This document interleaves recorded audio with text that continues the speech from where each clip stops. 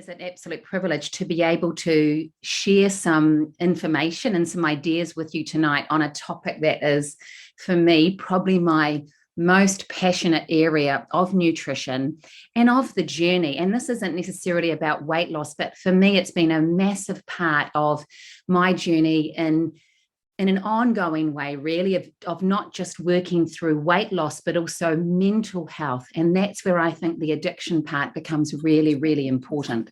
So for those of you who don't know me, I'll do a quick introduction. So I'm Sheryl Takayama. I'm a nutritionist. I'm based in Orewa, and I've been working on the Hibiscus Coast for 12 years now. But my journey in weight loss and in nutrition and my absolute passion for nutrition comes from my journey of losing, actually, it's been 70 kilograms now, and I've kept that off for 23 years. So it's funny because the sugar addiction wasn't a big part in the beginning of all of my weight gain. I'll talk about that in a minute, but it's something I had to deal with as along the way. So I've been here for 12 years coaching in nutrition. And like I've put at the bottom here, whatever you've done with sugar, ladies, I'm guessing it's mostly ladies here, I've probably done it too. So, this topic is something that is obviously incredibly personal, and it's something that's not often talked about. And even if it is, you won't find too many people like me who are very, very, I guess, open about my own journey and what I did and how I got over it. And that's what I really want to share with you tonight is really, I suppose, the honesty of my own journey, where it took me and how I got off it. Because unless you're lucky enough to know other people who share that, it's not something that we often do talk about because there is so much blimmin' guilt and shame involved in an addiction. Whereas for me, I'm very honest, sometimes possibly too honest, to be honest, with my clients, because I know that when I was going through it, I would have loved to have heard someone sharing, I suppose, the truth. And I think it's particularly important now in the world we live in of, social media and appearances and things looking a certain way. And as some of you may know, if you really are struggling with your own addiction, what happens behind closed doors is very personal. And we don't, people might not have a clue in the world what you're going through. So it's a topic that's so good to talk about. And that's why I'm just so glad you've come along tonight. And I really hope that you're going to, even if it just opens up some doors for you, you don't have to come here and make some big aha, I'm going to quit and I'm going to do this. It's not really about that. If you're ready to do that, awesome. I'm here for you. And I'll be telling you the steps tonight. But even if this is just maybe the first step and you're really thinking about what you're doing, it's a fantastic step to take. So if you're unsure if this is for you, really the way I want you to think about it is, if you're concerned about how you're eating sugar, the impact it's having, it might not be too serious at the moment, but it's just something that when you saw this ad, it's really piqued your interest and triggered you to want to take the next step, you're in the right place, okay? Even if you're really not sure if you've just got a few cravings or if it's an addiction, because we'll talk about that. If you know that you're doing silly things with sugar and you're sick of it, you are in the right place. But most importantly, if you're ready to take action and you want to do something about it and you're just not sure where to start, this is the right place for you. Because what I'm going to share with you is, how I did it. Now, this might not resonate with everybody. Of course, there's more than one way to do something, but I'm certainly very happy tonight to share with you the process that I used and how successful that's been. And that is going to be something that you can take away. It's very simple. It doesn't cost a cent, just your time, I suppose, and your energy. So that's what I'm going to share with you as a possibility if you're ready to start taking action.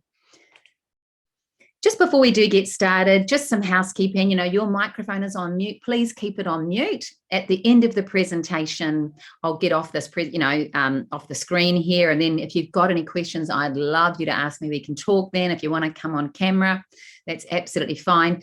This has been recorded. I've had a few people who would like to access the recording, which is fine. But at the end, when we all come on the screen, I'm not going to record that. So don't sort of, I know some people are often a bit shy. They don't want to talk, especially if it's been recorded. So none of that at the end is going to be recorded. Right. So what are we going to talk about tonight? I'm going to start with sharing throughout actually just my journey, as I've said, of how my sugar addiction manifested and how I've overcome it. I really want to talk to you about some of the signs of sugar addiction in case you're a bit on the fence, not really knowing if that is you. You know, if you'd like to just take some time tonight to think that through, that's what we'll do. Then I'm going to share the first steps of really getting the ball rolling to get you to the place where then you can implement the 3-step formula. And it's not hard at all. In fact, to be honest, the hardest part for most of my clients is getting to the first stage. Once they're at that point, that the rest of it is actually not that hard, but sometimes it's just getting to the first step, which takes the longest time. And that definitely was the case for me. So that's what we're going to talk through tonight, what it looks like, the process to go through to get you really on the doorstep. And then once you're on the doorstep, how you're going to open the door to make awesome progress forward. So let me start by just sharing a little bit more about me and how my sugar addiction manifested. Because interestingly enough, this picture on the left was when I was at one of my heaviest weights. I sort of got to more than 90 kilos. That was when I was in my early 20s. But the way that I gained weight, I would say, looking back, I didn't have an addiction to sugar, which is quite almost humorous. I mean, I just ate everything, to be honest, but I didn't do some of the more, would I say, sneaky eating or the compulsive eating, the addictive eating that came later for me, which is this picture on the right here, which was when I became a mum. That was really when the sugar kind of awoken and hit me. And it took, it kind of snuck up on me, to be honest, these behaviors. Back when I was at my heaviest, as I said, I just ate a lot and I drank a lot. I was partying and I went through grief.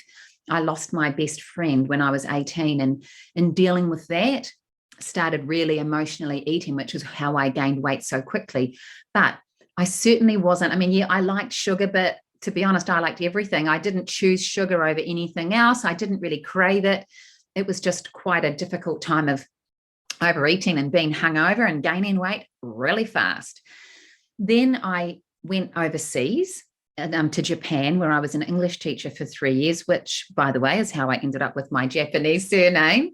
And when I was in Japan, I started exercising and having more time for myself, which is such a key part in weight loss. It's not what we eat necessarily. It's are we willing to put ourselves first? And as busy women, often we don't. So when I went and lived overseas, I had this time, I had money, I had friends, joined the gym and did just a whole overhaul where I could focus on myself and lost 30 kilos pretty much in a year.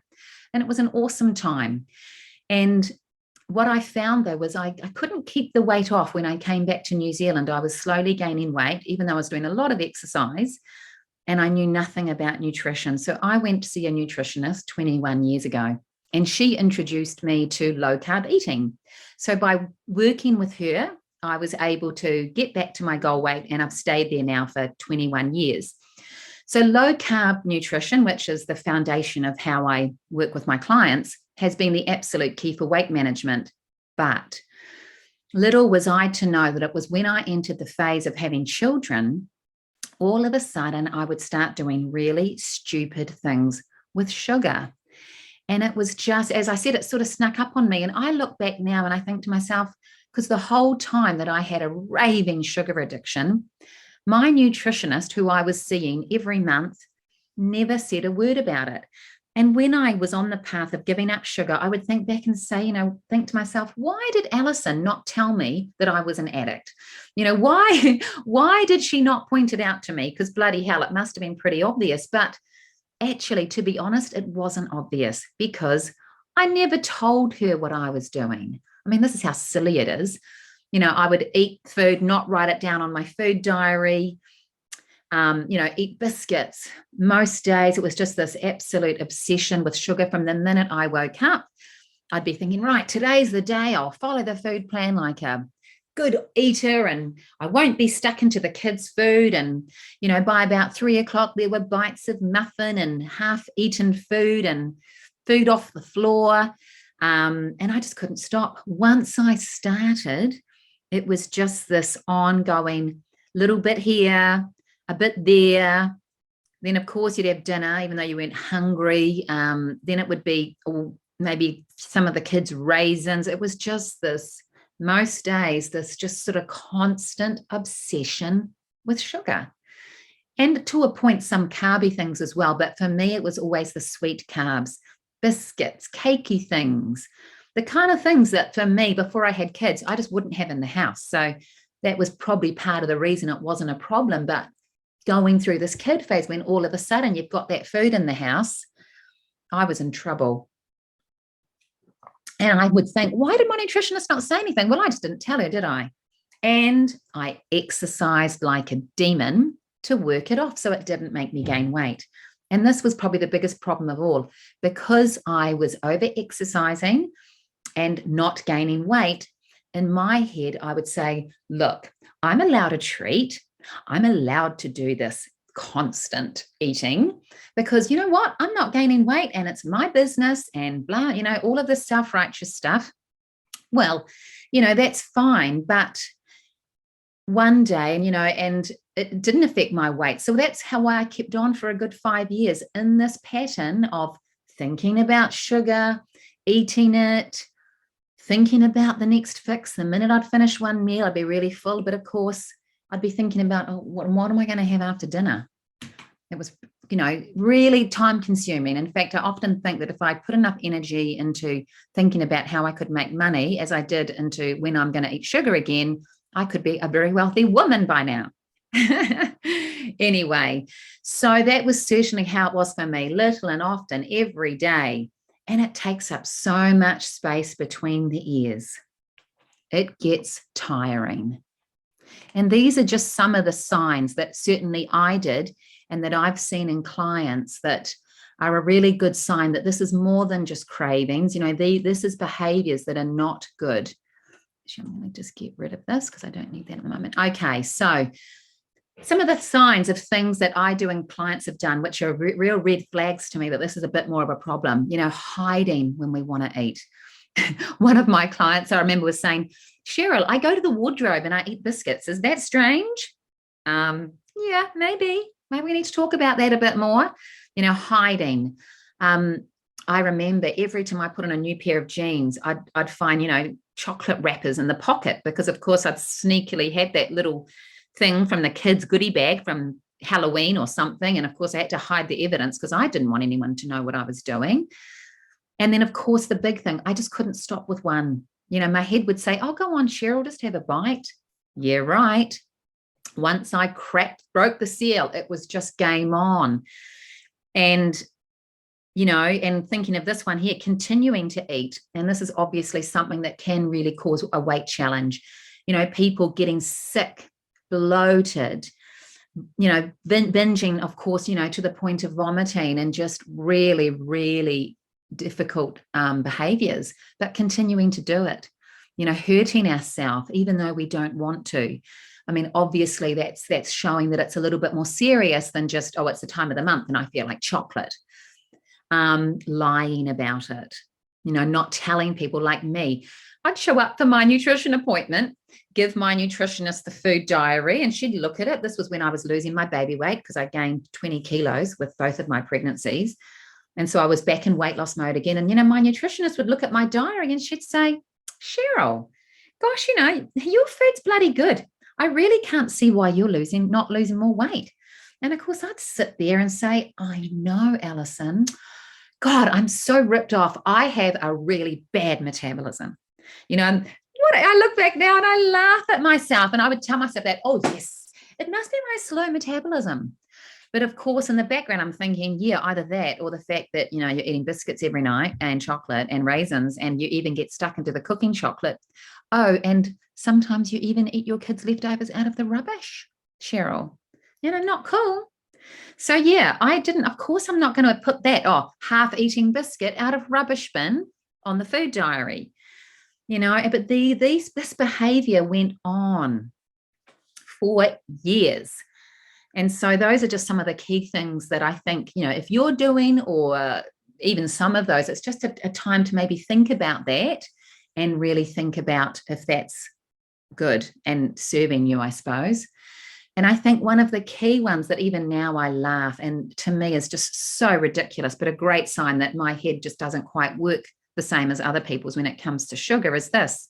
If I'd overeaten and I was full, what did I want to do? Eat something sweet. I tell myself that, oh God, I'm so full. What can I eat now to make myself feel better? I mean, seriously, how does that make sense? It doesn't, right? So so much about these little behaviors. It's not that I'm in the corner with a paper bag vomiting and drinking and going to have to go to AA. And this is the problem, I think, sometimes with food addiction or sugar addiction. It's sneaky, it's insidious, it's little and often. Other people might not have a clue. Even my husband didn't really understand, because I hid it from him as well. He'd just wonder why I was probably such a moody cow. And it's only you know what's going on in your head. Now, before I tell you how I gave it up, these are some questions that I would love for you to ask yourself as we're at this point of this presentation.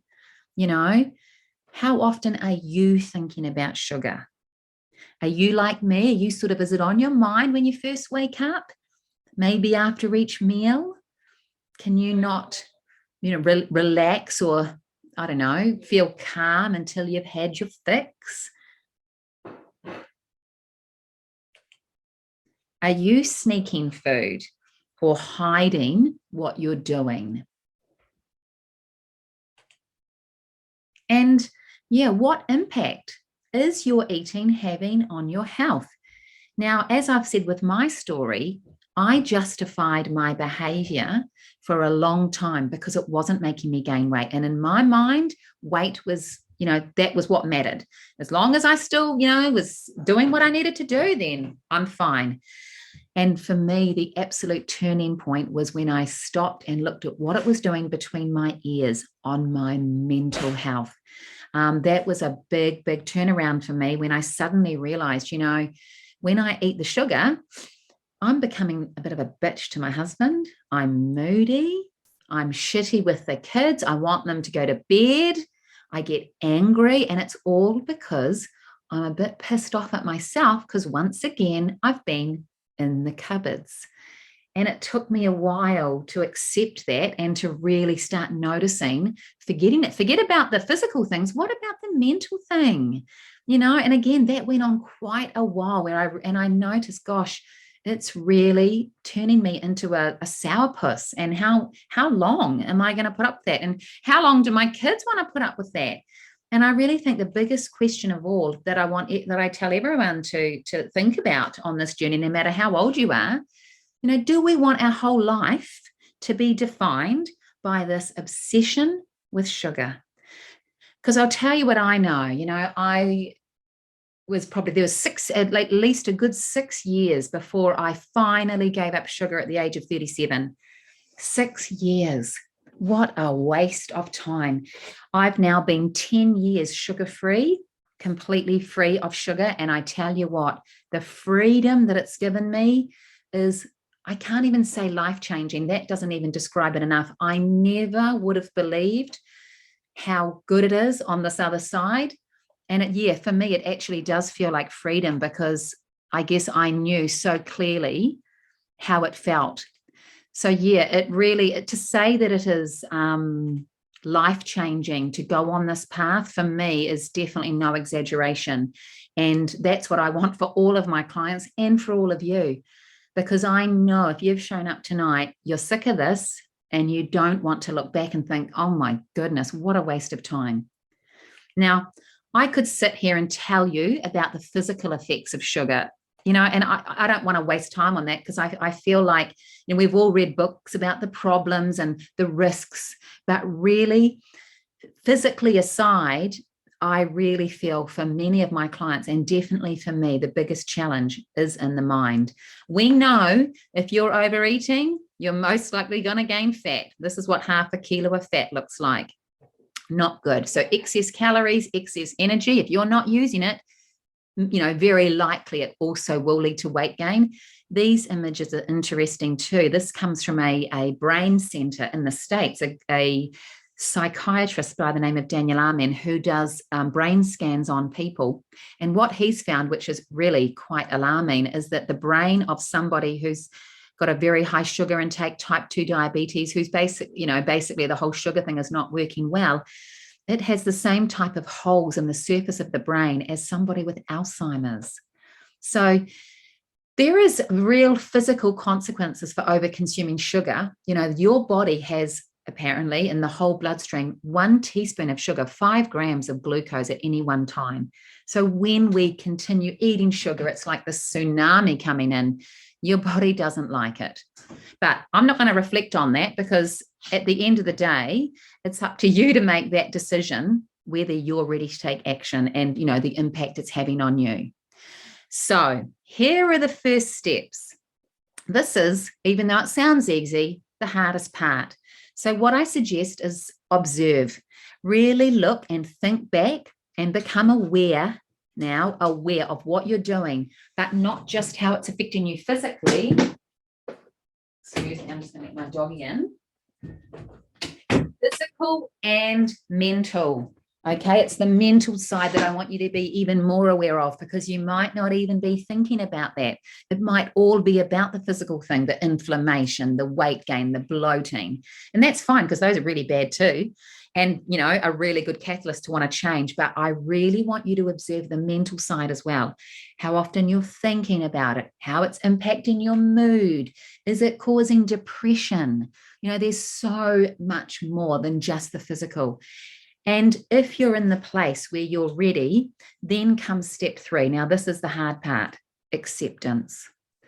That sounds easy, but it's accepting that this is a problem and I'm ready to take action. I find that a lot of people accept it. They know they've got a problem, but when it comes to the action phase, they just don't want to do it.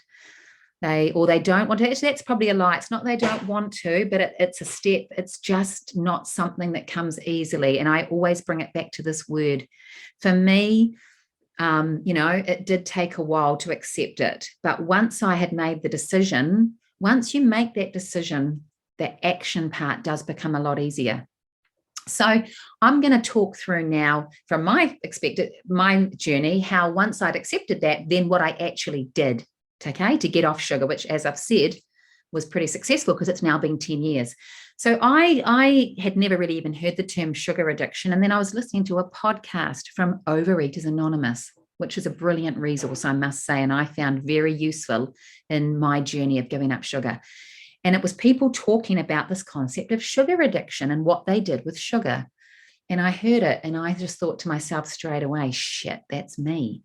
So that was kind of the first moment that I heard this term and I thought, gosh, I'm doing that. So that was when I at first piqued my awareness of sugar addiction. Then I really started looking at myself. Then I thought, okay, yep, I want to do something about this because I know it's not good. So I am accepting, but not really. I'm accepting that I'm going to give it up, but I'm not ready to give it up just yet. Let's see if we can work around this. Let's see if it's really serious or not. So that really led me to the action, which is really key, journaling. I'm sorry, people, there's no shortcut. I can't tell you that there's a pill to take, that there's a 4-week program that's going to fix you. There might be, but I certainly never found that. I found my own solution through picking up a pen and getting that shit down on paper. That really was the absolute key to working through my thoughts, to observing my actions, to documenting what I was doing. Now, I want to say that was an easy process, but in all honesty, the process of journaling and trying to sort out how I could move forward with sugar in a way that worked took me, and I'm not exaggerating, 1 year. 1 year to finally accept it. And it was because I still wanted to eat sugar. I wanted to have it occasionally like a normal person, and that was my plan. I would give up sugar all week. And in fact, even maybe for 2 weeks, but after that, I was going to have a catch up with one of my friends. We were going to go to a really good cafe, of course, with big bits of cake, because if I was going to only have it once a month, maybe it had to be bloody worth it. It was going to be the big shebang with cream on the side. Thank you very much. So I'd go off, trot off on my little coffee date, have my cakey, and then woohoo, sugar, the sugar Sheryl would awaken from within. And my God, it was like letting the demon out the cage. And the minute I got in the car, we were thinking about the sugar. We'd go home, we'd get stuck into the bloody chocolate. It was like hell. And even then, I carried on thinking that, I'm sure I'll do better next time. That was just a one-off. Surely I can have a piece of cake like a normal person. And, this was this process of experimentation, observation. And, I would love to say I had to go through that. The truth is, you can shortcut that really quickly by just coming up with acceptance and saying, I'm going to stop doing it. That's actually the easy thing. What I did was bloody painful, this torture of saying, but surely I can be like a normal person. I mean, if you've been doing silly things with sugar, you can faff around trying to give it up. And by all means, there's many ways to do this. But in my experience, the way that I'm going to be suggesting is really the fastest. And that's certainly what worked for me, because it took me a year, and I've got a whole box of journals of me spewing out my thoughts onto paper before I finally realized, okay, that's it, Sheryl, you've got to stop. There is no middle ground when it comes to sugar. You're just not like a normal person. So accept it and move on. And that's when the real change happened. Now, journaling doesn't come easily to people. I understand that. So I've put together a couple of pages of journaling prompts and ideas. So if you would like that, if that would help you, put your email address or just put your name and just your email so I can link it with who's registered for this webinar. And I'll be very happy tomorrow to send you my little handout with some journaling prompts that would help you just to get started, some ideas to get you going, because I know that this doesn't come easily to everyone. And certainly I had to work it out. And again, I did find Overeaters Anonymous quite helpful, some of their ideas, but I've just put down some of my favorite prompts into a handout. So I'll be very happy to send that to you tomorrow if you would like that, to help you get started with journaling without having to sort it all out yourself. Right, so we've accepted it. We've come to that place. I came to that place. I'm like, okay, Sheryl, you faffed around for a year. You're still being a dick. That's it. No more. We are going to take action, and we are finally going to accept that we're ready to do the one thing that really does work. And it worked for me, and it's worked for everyone that I have. Why is there that line there? That I have coached and helped, which is this concept of abstinence. Giving it up. Now, this is a word that can mean different things for different people too. And the process that I want to talk you through now is how I worked through it. It's very fluid. There are probably many other ways that you could do this. And I'm not saying that this way is right. What I'm saying is this way is simple and it works. I know it works because it worked for me and it's worked for many other people. And I'm a fan of keeping it simple. Addiction is complicated. Humans are complicated. Now, you could go down a road of counseling, and I fully support that as well, and digging deeper and hypnotherapy. There are many ways that you can overcome your addiction. And it would probably take a long time. And I'm certainly not saying to people, don't do that. I think it's great to explore all different ideas. But this idea that I'm going to share with you now is how I did it. And it's something that I still do, which is how I've been able to keep off the sugar all of these years. And it fits onto one page. That is how easy it is. It's easy once you're at the place of acceptance. So if you're a client of mine, you're going to laugh and say, oh God, Sheryl, the blimmin' traffic lights. Is that it? But yeah, this is it. Because this is all you actually need. And it's so simple. So this is your one-page plan, overview, structure of certainly taking the first steps to getting rid of those foods that you know you really are your trigger foods that you can't eat. And if we look at the red means stop.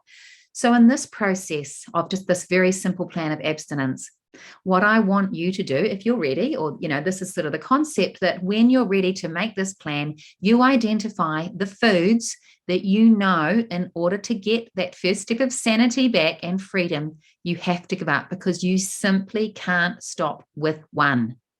And you can't eat like a lady. I say that because, like, as I've already confessed, eating food out of the rubbish bin, not very ladylike, I must say. Eating off the floor, not my proudest moment. I wouldn't be putting those pics on my Instagram. Like that's not, or eating food out of the freezer, half-eaten food, the kids' leftovers, gross.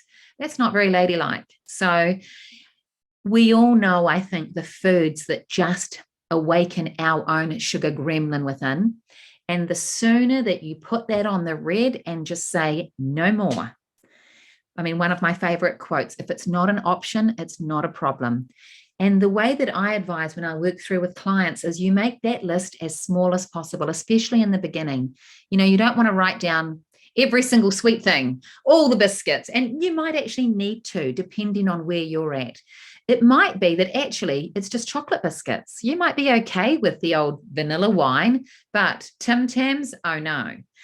And again, see, this is such an individual thing. This is why, you can't really buy a book that says this is how you're going to, sort your shit out, because everyone's shit's a bit different. We've all got our different triggers. We've got different triggering situations. We've got different triggers. All our brains are different. So this is a beautiful fluid process that can move with you as you progress in your journey of giving up sugar, because you can move foods around. So in the red column, you want to put things that straight away you need to give up. And the kind of things that were on my list in the beginning was milk chocolate, white chocolate, dark chocolate. Good news is that's not on there now. The good old dark chocolate I'm fine with. But in the beginning, it was all chocolate, definitely all biscuits, and pretty much all cake. I was pretty bloody full-blown addict, to be honest. So those were my biggies. The kind of things that clients have also had to put on that peanut butter. That can be a food that's really triggering. Bread, of course, although bread's not sweet, it turns to sugar very quickly in your blood. So there could be that could be pasta. Look, often it is obviously these highly refined carbs, but I want you to make your list specific, but you're ready to commit to it. Then on the orange, you're sort of putting, you're not sure. You're not sure right now. Sometimes those foods are okay, sometimes not. So you're sort of just listing foods. Now, peanut butter might go somewhere like that. You're just not sure, because sometimes you're okay with it. Other times you go down the rabbit hole and you're licking it off the floor, or I don't know, somewhere else. So, that's where we sort of put the not sures. And then in the green, if you need to, you can list all of the foods you can eat. And of course, there's a heap of foods you can eat. This is not about restriction, what we really want to nail in is just the foods that are sending you into that real addictive state. So, that you can't control. That's really the things you want to nail. And especially in the beginning, even if you do want to lose weight, I always say park weight loss in the beginning. You've got to get off the sugar. And if that means that you're eating more of the foods that you're okay with in the beginning, then that's okay, because the goal is to get off the sugar.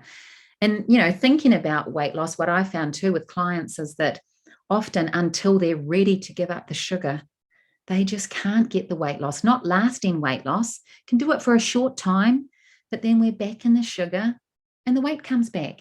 So, I really encourage people who've got the sugar problem, we work on that first. And then once we're at a level of a bit more control and stability, then we can move on to the weight loss part. So this process, honestly, this one page was exactly how I gave up sugar. I put my foods on the red, committed to them, and that was it. I just didn't eat them anymore. And once I was so ready at that point that it was a firm yes, that's it, I'm done. And it was easy, because if you don't eat it, you don't eat it. And it's not should I eat it today? It's someone's birthday. It's like, no, I don't eat that food anymore. Instead, I will eat A, B, C, D, E, F, G, but I ain't eating sugar. And that's my favorite quote. 0 is so much easier than 1. If we don't eat it, we don't awaken the gremlin within. And again, this is not all foods. This is just our own particular trigger foods. And then it's just so much easier to move forward from that point. Now, of course, as I've said, everyone's situation is different. Now, if you're binging or, engaging in behaviors that are more serious, it might be that in order to get to that point, you do need professional help. And I fully encourage that. There are options out there, people who can share more specific techniques than I do with clients. I mean, I'm not a trained, psychologist or anything like that. But I guess what I do know is I'm someone who's walked that path very intimately and have helped many other people through getting to that stage as well. So this very simple system of just creating abstinence, coming up with that acceptance and doing it really, really does work.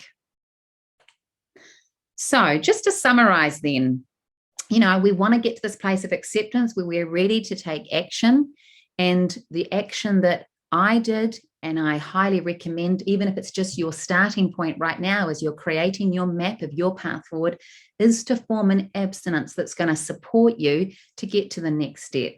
Now, of course, I'm a practitioner, and having accountability is certainly very, very helpful. So I'll just share with you briefly before we finish what I do and an offer I'd love to make to help you if you would like some help. And of course, it's certainly not compulsory. I'm not going to sit here raving for 15 minutes, but just to share with you how I may be able to help if you want help getting to that next step. So my business is Y-Weight Academy. And as I said, I specialize in weight loss, but it's really about looking at food and mindset solutions, helping people overcome with things like journaling, to deal with emotional eating, to deal with addiction. I can't just give a food plan because I know food is not the answer for many of us.